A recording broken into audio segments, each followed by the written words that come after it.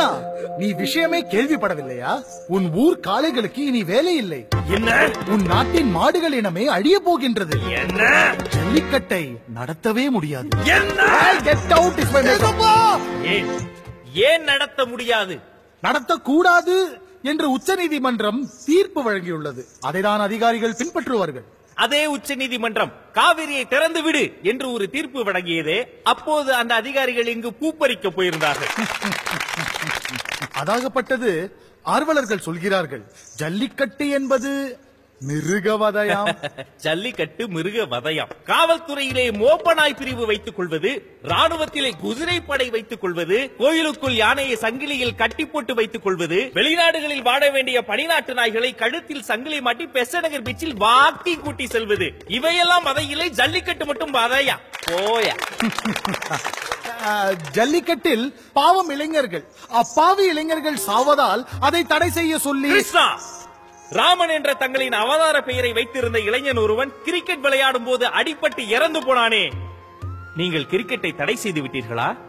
செனா என்ற கார்பந்தய வீரன் காரேசிலே செத்து போனானே, கார்பந்தயங்களை தடை செய்து விட்டீர்களா?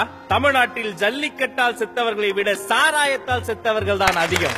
சாராயத்துக்கு தடையிலே, ஜல்லிக்கட்டுக்கு தடை. மனிதர்களை விட்டு விடுவோம். மாடுகளை அதிக கொடுமை செய்வதால் இல்லை இல்லை இல்லை, மாட்டை போல உடைக்கும் தமிழர்கள் நாங்கள். எங்கள் மாடுகளை தெய்வங்களைப் போல பாதுகாப்போம், கொடுமைகளை எல்லாம் செய்ய மாட்டோம். ஆனால் ஏனோ வழக்கு உங்கள் மீதுதானே வருகின்றது. கிருஷ்ணா, உழுகிற நிலத்தில் விடுகிற வீடுகளை கட்டி புதிய சென்னை என்று கூவி கூவி விற்கும் வியாபாரிக்கு எம்பி சீட்டு வருகிறது, எம்எல்ஏ சீட்டு வருகிறது. உழவோடும் உணர்வோடும் கலந்து விட்ட காங்கேய மாடுகளை காக்க போராடும் போராளிகளின் மீது குற்றச்சாட்டு வருகிறது, வழக்கு வருகிறது, காவல்துறை வருகிறது. கர்ணா கர்ணா, நம் பக்க நியாயங்கள் எனக்கு புரிகின்றது, ஆனால் அவர்களுக்கு புரியவில்லையே. ஜல்லிக்கட்டை வீடியோ கேமில் ஆட சொல்கிறார் ஒரு நீதிபதி. இந்த நாட்டில்தான் குழந்தைகள் எல்லோரும் நீதிபதியை போல பேசுவார்கள், சில நீதிபதிகள் குழந்தையை போல பேசுவார்கள். எனக்கு 2000 ரூபாய் நோட்டுக்கு சில்லறை தேவைப்பட்டதால் நான் அதை மாற்றிக்கொண்டேன்.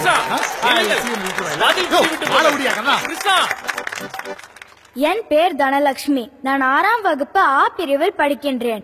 ஜல்லிக்கட்டு என்பது வெறும் விளையாட்டு அல்ல, அது நம் நாட்டின் அடையாளம். நம் தேவை தரமான பால் தரும் நம் நாட்டு மாடுகளா, இல்லை சர்க்கரை நோய் பரப்பும் ஜெர்சி மாடுகளா? செஞ்சோற்று கடன் தீர்க்கு சேராத டீ போட்டு.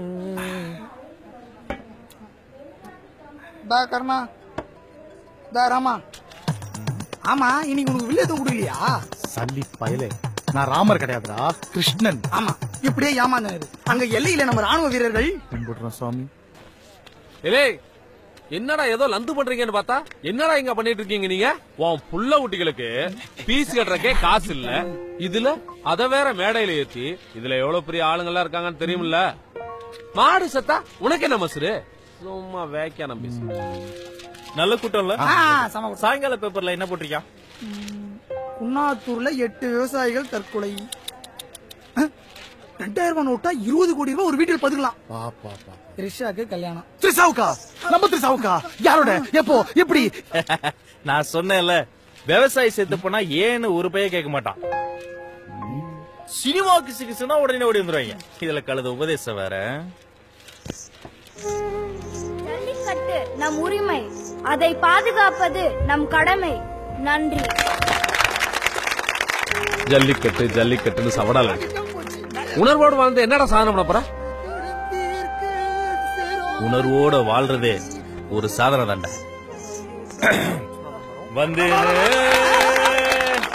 கிருஷ்ணா, எஸ், வலியோர் சிலர் எளியோர் தமை வதையே புரியுவதா, மகராசர்கள் உலகாளுதல் நிலையாம் எனும் நினைவா, உதவாதினி ஒரு தாமதம் உடனே விடி தமிழா, கொலை வாளினை எடடா மிகு புதியோர் செயல் அறவே, புகை வாடும் ஒரு புலியே உயர் குணமேவிய தமிழா, கொலை வாளினை எடடா மிகு கொடியோர் செயல் அறவே.